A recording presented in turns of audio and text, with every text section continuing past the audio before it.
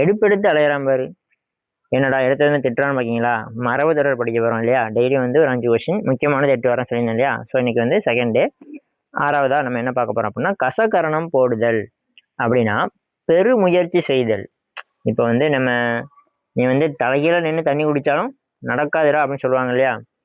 அந்த மாதிரி ஒரு செயலில் வந்து பெருமுயற்சி போடுறது, போராடுறது. சரிங்களா? அதான் என்னது கசகரணம் போடுதல். உதாரணத்துக்கு நீங்கள் குட்டிகரணம் அடித்தாலும் அப்படி சொல்லி பேசி கேள்விப்பட்டிருப்பீங்க. குட்டிகரணம் போட்டாலும் நடக்காதுடா, அந்த மாதிரி சினிமாவில் பார்த்துருப்பீங்க. அதாவது ஒரு செயலை செஞ்சே தீரணும்னு சொல்லி பெருமுயற்சியை போடுறது, போராடுறது. அதான் என்னது கசகரணம் போடுதல். உதாரணத்துக்கு நீங்கள் வந்து எக்ஸாம் படிச்சுட்டு இருக்கீங்க. ஸோ இந்த வரப்போகிற எக்ஸாமில் நான் கிளியர் பண்ணியே ஆகணும் அப்படின்னு சொல்லிட்டு போராடுறீங்க இல்லையா? பெரும் முயற்சியை போடுறீங்க இல்லையா? அதுதான் எனது கசகரணம் போடுதல். இப்போ விடாமுயற்சி அப்படிங்கிறது நம்ம தொடர்ந்து ஒரு செயலை செய்யறதுக்கு முயற்சி பண்ணுறது, அது விடாமுயற்சி. ஆனால் அந்த விடாமுயற்சி எந்த அளவுக்கு இருக்குது அப்படிங்கிறது பெருமுயற்சி செய்தல். சரிங்களா? நம்ம அதிகமாக போராடும் போது தான் அது வந்து எனது கசகரணம் போடுதல் அப்படிங்கிறது வருது. சரிங்களா? இது வந்து இந்த மரபு தொடர் வந்து கோடிட்ட இடத்துல கூட கேட்பாங்க. ஸோ நல்லா ஞாபகம் வச்சுக்கோங்க. சரிங்களா? பொருள் மட்டுமே கேட்டுட்டு இருப்பாங்கன்னா கிடையாது. கோடிட்ட இடத்துல கூட சரியான மரபு தொடரை பொறுத்துக அப்படின்னு கேட்டுருவாங்க. சரிங்களா? அப்போ கசகரணம் போடுதல்னா என்னென்ன ஞாபகம் இருக்கணும்? சரிங்களா? பெருமுயற்சி செய்தல். அந்த பெருமுயற்சி செய்தல் தான் ஆன்சராக வைப்பாங்கன்னா கிடையாது. ஏன் கசகரணம் போடுதலே ஆன்சராக ஆப்ஷனில் வச்சு ஒன் வேர்டில் இப்படி கேட்டுருவாங்க. உதாரணத்துக்கு நான் சொன்னதே கேட்டுருவாங்க. இந்த மாணவன் வருகின்ற தேர்வில் தேர்ச்சி பெற வேண்டும் என்று டேஸ் செய்கிறான், கசகரணம் போடுதல் செய்கிறான். சரிங்களா? அந்த மாதிரி கேட்பாங்க.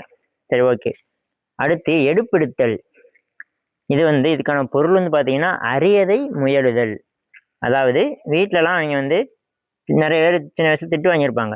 எடுப்பெடுத்து அலையிறான் பாரு, சரி அவன் எடுப்பெடுத்து அலைஞ்சிட்டு போகிறான் அப்படின்னு சொல்லி சொல்லுவாங்க. அப்பா அம்மா வந்து இந்த மாதிரி பேசியிருப்பாங்க. இந்த வார்த்தை எப்படியும் கேள்விப்பட்டிருப்பீங்க, எடுப்பெடுத்தல் அப்படிங்கிறது.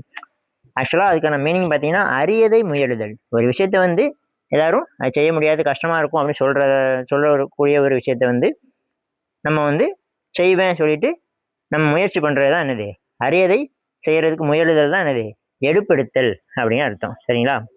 ஓகே. அடுத்து வந்து காலோடி கையோடி. சரிங்களா? காலோடி கையோடி அப்படின்னா தொழிலற்று திரிபவன். இது பாருங்களேன், ரொம்ப காமெடியாக இருக்கும். அதாவது காலாலும் கையாலும் எந்த ஒரு வேலையும் செய்யாமல் சோம்பேறியாக காலத்தை கழிப்பவன் அவனை தான் என்ன சொல்கிறாங்க? காலோடி கையோடின்னு சொல்கிறாங்க.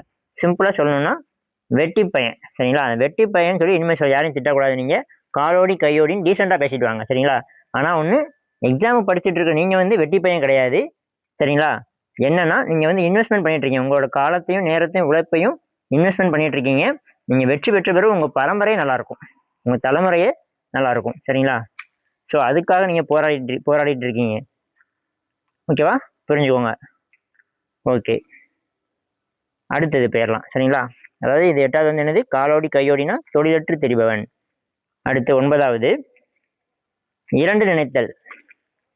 இரண்டு நினைத்தல் அப்படின்னா நார்மலாக வந்து அதாவது கெடுதி நினைத்தல். சரிங்களா? அதாவது கெடுதல், ஒருத்தனுக்கு வந்து கெடுதல் செய்யணும்னு சொல்லிட்டு பிளான் போடுறது தான் என்னது இரண்டு நினைத்தல். சரிங்களா? சதி திட்டம் தீட்டுறது. ஓகேவா? அப்போ இரண்டு நினைத்தல் அப்படின்னாலும் என்னதுதான், அது வந்து கெட்டவன் வந்து பிளான் போடுறான் நம்ம கெடுதல் செய்கிறதுக்கு. அதுதான். சரி, நான் டிஃபால்ட்டாக வந்து இதுக்கு வந்து மீனிங் வந்து அதுதான். சரி, அப்படியே படிச்சுக்கோங்க. இரண்டு நினைத்தல் அப்படின்னா என்னதுதான், கெடுதல் நினைக்கிறது தான் அப்படிங்கிறத டீப்பாக புரிஞ்சுக்கோங்க. சரிங்களா? இதுக்கு தனிப்பட்ட முறையில் மீனிங் கிடையாது. சரிங்களா? ஓகேவா? இன்னும் உங்களுக்கு ஈஸியாக சொல்லணும் அப்படின்னா அவங்க வந்து எப்போவுமே நல்லது செய்கிற மாதிரி இருந்தால் கூட கெட்டது தான் செய்வாங்க. சரிங்களா? ரெண்டு தான் அவங்க பிளானிங் வந்து செகண்ட் பிளானிங்காக தான் எப்போவுமே இருக்கும். கெடுதல் தான் நினச்சிட்டே இருப்பாங்க. சரிங்களா? அதாவது தீங்கு செய்யும் எண்ணம். சரிங்களா? அதான் என்னது இரண்டு நினைத்தல் அப்படிங்கிறது என்னது தீங்கு செய்ய எண்ணுதல். சரிங்களா? ஓகே, அதுக்கு மேலே அதுக்கு விளக்கம் போகுதுன்னு நினைக்கிறேன். அடுத்து வாங்க, ஆணி கொள்ளுதல். ஆணி கொள்ளுதல் இதான் ரொம்ப முக்கியமானது. அதாவது சொல்லப்போகிற எக்ஸாம்பிள் வந்து முக்கியமானது. பாருங்க, இதுக்கான பொருள் வந்து பார்த்தீங்கன்னா இருப்பிடத்தை நிலைபெற செய்து கொள்ளுதல். சரிங்களா? இருப்பிடத்தை நிலைபெற செய்து கொள்ளுதல். உங்களுக்கே பார்த்தோன்னே தெரியும் ஆணி கொள்ளுதல் அப்படின்னா இருப்பிடத்தை நிலைபெற செய்து கொள்ளுதல்னா, ஒரு உதாரணத்துக்கு ஒரு ஆணியை வந்து செவுத்துல அடிக்கும் அப்படின்னா அது அந்த அடித்த இடத்துல அப்படியே ஸ்ட்ராங்காக அந்த ஆணி வந்து இருக்கும் இல்லையா? ஸோ ஸோ அதோட இருப்பிடத்தை வந்து அது நிலைபெற செய்யும். ஸோ அது வந்து அசைக்க முடியாத அளவுக்கு இருக்கும். அதே மாதிரி நம்ம வந்து ஒரு இடத்துல நம்மளோட இருப்பிடத்தை வந்து என்ன செய்யணும், நிலைபெற செய்து கொள்ளுதல். இதுக்கு ஒரு எக்ஸாம்பிள் என்ன அப்படின்னா, இப்போ உதாரணத்துக்கு இப்போ சிஎம்மாக இருக்காங்கல்ல, அவங்களோட சீட்டு வந்து 5 வருஷத்துக்கு அவங்களுக்கு கேரண்டி. அதுவுமே அந்த சட்டமன்றத்தில் வந்து பெரும்பான்மை நிரூபிச்சுட்டு இருந்தாங்க அப்படின்னா ஆட்சி வந்து கலைக்க முடியாது. ஓகேவா? இப்போ வந்து அவங்க வந்து நல்லபடியாக ஆட்சி பண்ணாங்க அப்படின்னா அவங்களோட இருப்பிடத்தை வந்து அவங்க வந்து உறுதியாக தக்க வச்சுக்கிட முடியும். அதான் நிலைபெற இருப்பிடத்தை வந்து நிலைபெற செய்து கொள்ளுதல். அதுக்கான வழியை அவங்க பார்க்கணும். இல்லைன்னா என்ன பண்ணிடுவாங்க, ஆணி கொள்ளுதல் சரியாக செய்யலை அப்படின்னா மக்கள் ஆணியை பிடுங்குற மாதிரி பிடுங்கி வீசிடுவாங்க. அதாவது ஓட்டுரிமை, அதை சொல்ல வந்தேன். சரிங்களா? சரி, ஓகே. நீ அரசியல் பேசி நீ ஆணியை பிடுங்க வேண்டாம் சொல்ல வரீங்களா? சரி, ஓகே, நான் பேசலை. இன்னைக்கு வந்து நம்ம ஒரு 5 பார்த்தாச்சு, முக்கியமானது பார்த்துருக்கோம். இதே மாதிரி எக்ஸாம் இந்த வருஷம் குரூப் 2க்கும் குரூப் 4க்கும் தொடர்ந்து நம்ம பார்க்கலாம். நம்ம பார்க்குறதுலேருந்து எத்தனை கொஸ்டின் எக்ஸாமில் கேட்குறாங்க, எதெல்லாம் வருதுங்கிறத நான் பார்க்கலாம். சரி, நான் முக்கியமானது மட்டும் தான் எடுத்துகிட்டு வருவேன். எங்கே மரபுத்தோட எந்த புக்கில் எவ்வளோ அதிகம் இருந்தாலும் முக்கியமானது மட்டும் தான் எடுத்துகிட்டு வருவேன். ஓகேவா? நீங்கள் இந்த வீடியோவுக்கு ஒரு லைக் பண்ணிக்கோங்க. உங்களோட கருத்தை வந்து கமெண்ட்டில் சொல்லுங்கள். அப்புறம் தான் எனக்கு கொஞ்சம் என்கரேஜ்மெண்ட்டாக இருக்கும். ஓகே, நெக்ஸ்ட் வீடியோவில் மீட் பண்ணலாம். தேங்க்யூ. நம்ம சேனலை ஃபாலோ பண்ணிக்கோங்க. புதுசாக பார்க்குறீங்க சப்ஸ்கிரைப் பண்ணிக்கோங்க. இன்ஸ்டாகிராமில் பார்க்குறீங்கன்னா ஃபாலோ பண்ணிக்கோங்க. Okay, thank you.